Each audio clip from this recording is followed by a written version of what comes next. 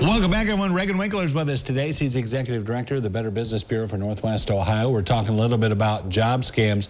One of those, and I hadn't really heard too much about this until you mentioned it, was being offered jobs that I guess in a sense don't exist. Basically, the underlying theme and the motive is to just get information that you would provide if you were going to get a new job, right? Yes, exactly. There are plenty of different titles that they can come up with or think that it sounds similar to something that does exist, but really just looking to get someone who's looking for a couple extra dollars this summer or in general, and just trying to hook them that way. How do the scammers find them? Are they going on, the Indeeds and Monsters and those kind of things just to find people that are applying for jobs, or are they just hoping randomly they can throw something out there and say, hey, we have a data processing position you'd be great for? Sure. Sometimes they do target people directly on those websites like LinkedIn, or sometimes on Facebook or Indeed. Anybody can post a job there.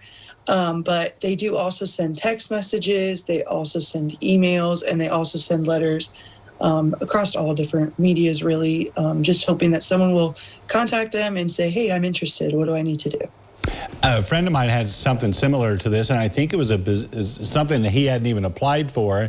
And the first question he asked was, they didn't seem to want to know anything about me. I was just given the job. They didn't want to talk to me. All they wanted was my information.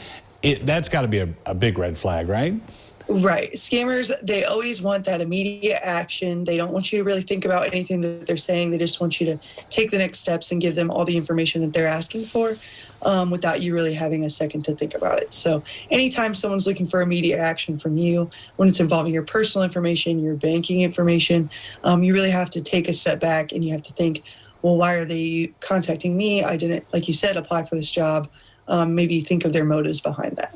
Yeah, you brought up a very good point, too, because sometimes they will misrepresent themselves as belonging to a certain company. As you said, maybe go to that company's website and see if they've got these postings listed. Yeah, absolutely. A lot of companies nowadays, they do use LinkedIn and they do use Indeed, but most companies, if they're really looking for candidates, they'll have their postings on their actual website. And so if you want to verify or double check, hey, maybe they are actually looking for this position, let me double check. A good place to look is their website first. Yeah, you mentioned too that another thing that is a red flag is being offered a job and somehow you end up having to send some sort of payment to get to the next step. That's got to be a huge warning. Right. So how these scams really work is they get you to send them your address, your email, and they'll send you a check that is over the amount that they were going to pay you for this job. And they're saying that you need to buy equipment with this. You need to buy, maybe a lot of them are car wraps. You have to buy the car wrap, and then the extra money is just what you get paid for. But really, a real employer is not going to send you extra money for you to go buy supplies. Most likely, they'll just send those to you directly when you get accepted the job.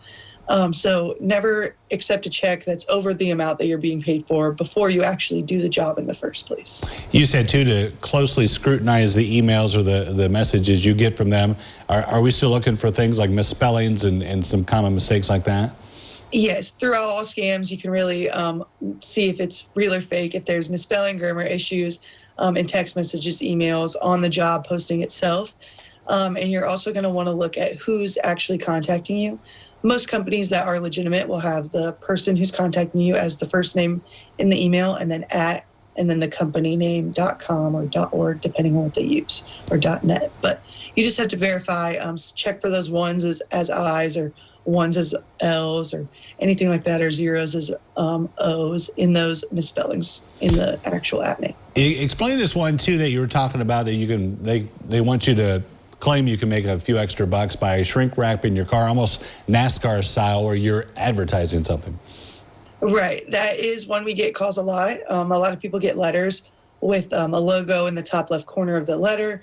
A lot of people think that it's legitimate, but there's no company around here that's actually paying people to drive with their logos on their car. Sometimes people just do that in there for fun. People like to put brands on their cars in general, so they're not really looking for people to do that around here.